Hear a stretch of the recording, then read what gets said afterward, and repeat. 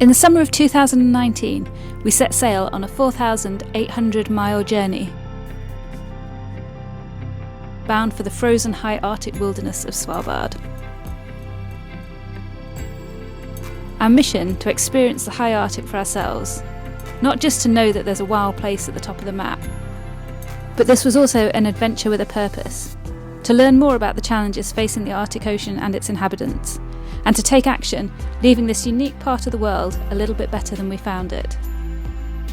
When we explore our boundaries and wholly immerse ourselves in true wild, something changes inside us, and it's impossible to view our place in the world the same way again. Experiencing being surrounded by a pod of whales, making eye contact with a walrus, it's impossible not to be inspired to take action to protect this ocean wilderness. The aim of the expedition was to explore both the challenges affecting the ocean, but also the solutions that remote Arctic communities are already implementing to protect their world. Travelling by sailboat gives us a unique perspective from which to experience the ocean environment. This special access allows us to collect data on ocean health in areas that are so rarely visited that almost no data exists. More than 10 times as many people climb Everest each year than make this journey by sail.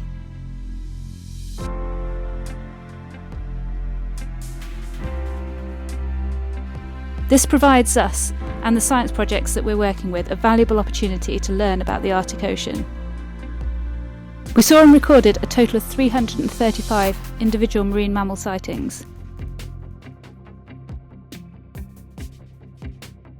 This data helps scientists to understand the health of our oceans, how populations of whales and walrus are faring, and to identify areas of special importance to these animals.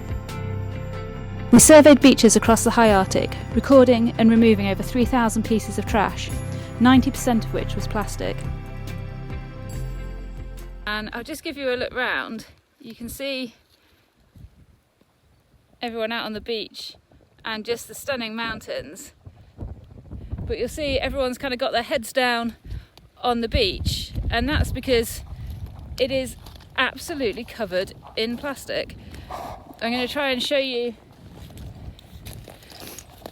down onto the seaweed here, and you can just see there's so much. Just you start looking and you think, oh, there's a small bit of plastic, and there's just more and more and more the more you look.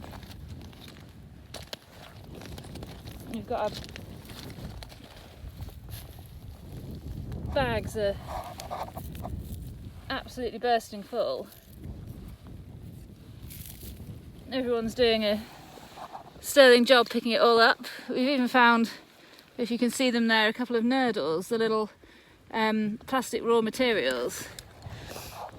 So yeah, a bit of a sad find, but good that everyone's doing such a good job to help clean up Svalbard.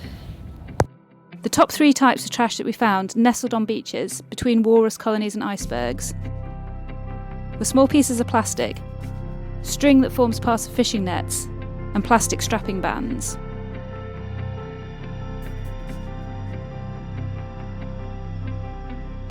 One of the things that I was particularly interested to learn more about was if there were microplastics in the Arctic waters. We conducted trawl net sampling, and what we found truly shocked me. Every trawl net sample that we took had microplastics in it. The amount of water that flows through our trawl net in one sample is pretty similar to the amount of water that a whale may filter in one mouthful.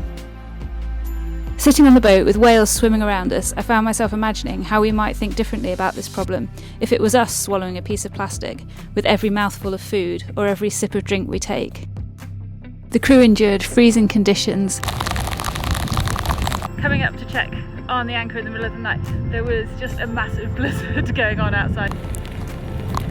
Icebergs. Spring because it's 4 o'clock in the morning and I'm on iceberg watch. And the risk of polar bears, to remove plastic and fishing nets from remote beaches. We joined with the Clean Up Svalbard initiative in their efforts to tackle plastic pollution in the far north. We took small steps on board to limit our own plastic footprint. And most importantly, we're sharing what we experienced with you. In Hornsund, sparkling dolphins next. A beautiful display of the aurora. There's one particular big one just there. This view. It's just stunning, this fjord.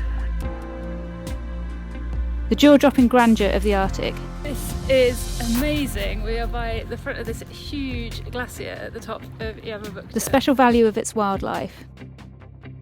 But we had something super exciting because we saw a blue whale. Look how big it is! Ah! And the slap-in-the-face reality of the challenges facing them. But we can all be part of the solution.